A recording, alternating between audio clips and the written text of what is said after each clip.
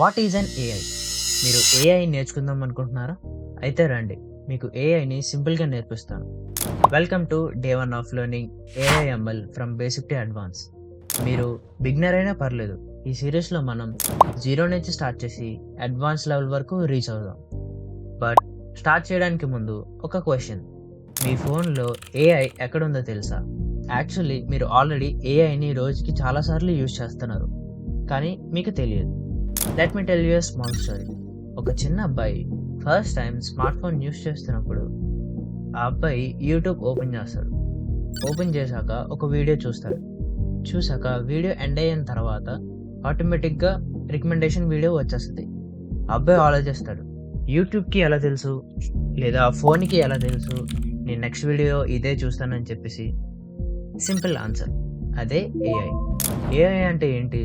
సింపుల్గా చెప్పాలి అంటే కంప్యూటర్ మనిషిలాగా ఆలోచించడం, డెసిషన్స్ తీసుకోవడం.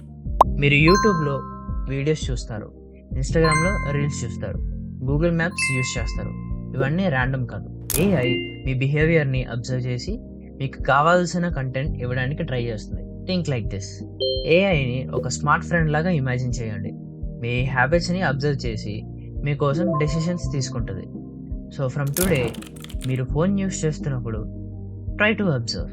ఈరోజు మీరు ఏఐని ఎక్కడ యూజ్ చేశారో కింద కామెంట్స్లో చెప్పండి. మీకు ఈ వీడియో యూస్ఫుల్ అనిపిస్తే సబ్స్క్రైబ్ చేయడం మర్చిపోకండి.